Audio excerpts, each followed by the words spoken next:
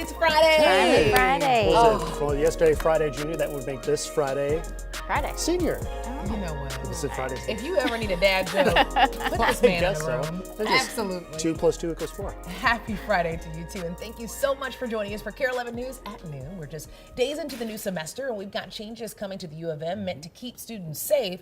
Plus, the race to the White House continues. It really does, and I'm breaking down the latest from the top 2 campaigns, including trips to the Midwest and that big upcoming debate. Lots to check in about that, but first, let's get a look at this weather. A little breezy. A little breezy, a little cooler, certainly cooler than we've been so far this season. And we're also tracking a couple of isolated showers and thunderstorms. Now, no severe weather is expected, but we are tracking one batch of storms just southwest of the downtown core, which is producing some lightning and thunder, and also some pea-sized hail reported in the Mound area, Chaska, and that system is moving into western Scott County right now. Also, another isolated cell moving through the Roseville area. Might see a brief downpour with that, and that's just about to push into downtown St. Paul. This is a larger grouping of cells right now, and again, nothing severe is expected, but heads up if you're in the Prior Lake area. New Prague, you're going to notice some lightning and thunder, so maybe head indoors for at least a little bit until that storm passes you on by. We can see that storm on our tower cam. This is from the viewpoint from Golden Valley facing southwest. You can see some darker clouds and,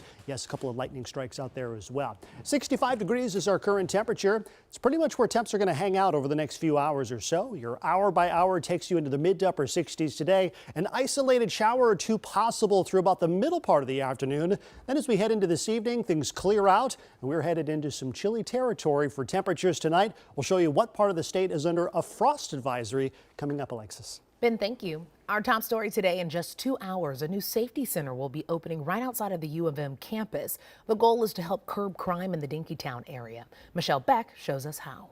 With the unveiling of the new safety center in a matter of 2 hours, university officials will mark the first time they create a public safety presence outside of campus. And it makes sense why it's in Dinkytown. For years, violent crimes like robberies, shootings, and assaults have posed problems here. At the safety center, students can file police reports and check on ongoing investigations. University police will be here, and during office hours, police from the city will be here too. But there's a community-centered approach to safety as well. That means students will see groups like Somali Youth Link and neighborhood safety ambassadors. There's many times I had to walk probably 30 minutes from over there to my dorm over there, and I probably would feel better with a little extra security. We are bringing resources off of campus to meet the needs out here. And this really will be a site for students. Not only will they have the space to study here off campus, they'll also have a space to learn self-defense as well. In Dinkytown, Michelle Beck, KARE 11 News. Well, the safety center's opening comes as the university welcomes its largest freshman class in history. Here's how the campus is changing to house the more than 7,300 freshmen.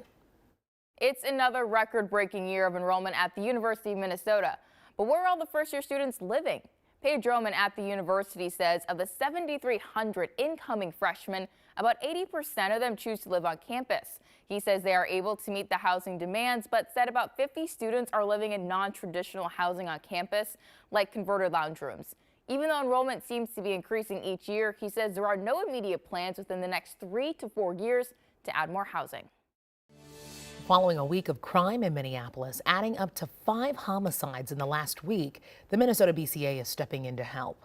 The agency is taking one of the 5 cases, which happens when MPD staff is limited. Chief Brian O'Hara says his investigators are stretched thin. We now know in a few of the shootings are linked to drug activity.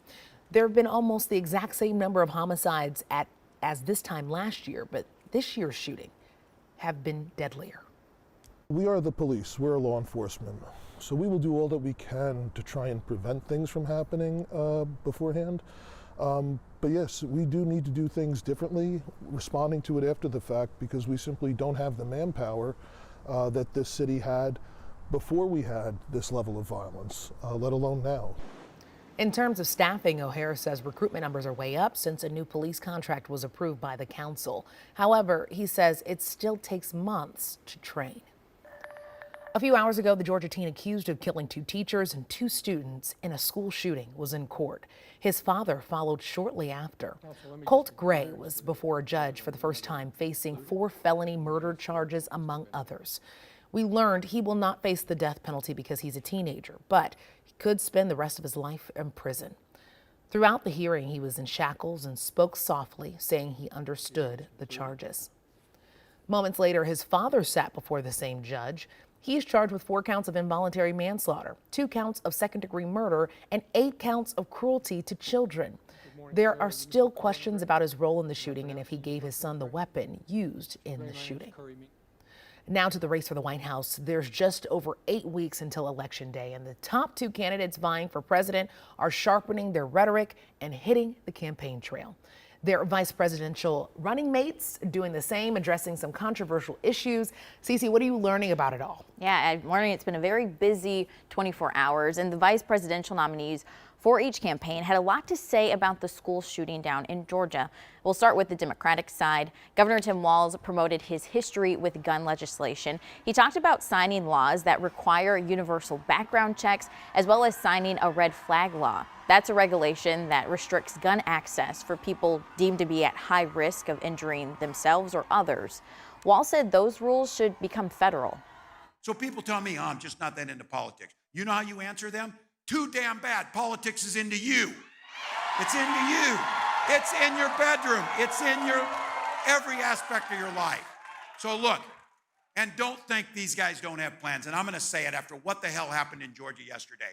They spend their time banning books instead of banning assault weapons. That is crap. Meanwhile, Republican Senator J.D. Vance called for greater security in schools instead of stricter gun laws. Vance said school shootings are a, quote, fact of life, in response to a question on what specific policies he supports to end school shootings. Clearly, strict gun laws is not the thing that is going to solve this problem. What is going to solve this problem, and I really do believe this, is look, I don't like this. I don't like to admit this. I don't like that this is a fact of life. But if you are a psycho and you want to make headlines, you realize that our schools are soft targets.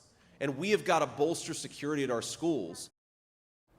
Now, VP Harris focusing on that fact of life comment, writing on X, quote, school shootings are not just a fact of life. It doesn't have to be this way. Vance responded, saying instead of addressing her own failures, she lies about what I said.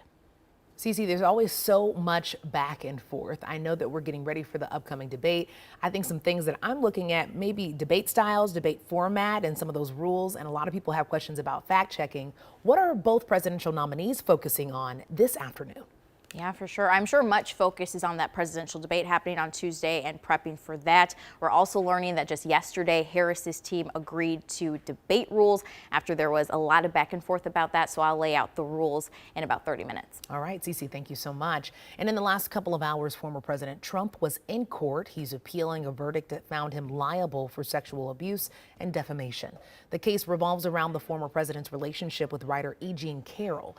In the hearing today, Trump's attorney argued that the finding against him was flawed because the judge improperly allowed some evidence. The judge will rule on that appeal at a later date. Meanwhile, a New York judge will decide whether to delay the sentencing in his criminal hush money case.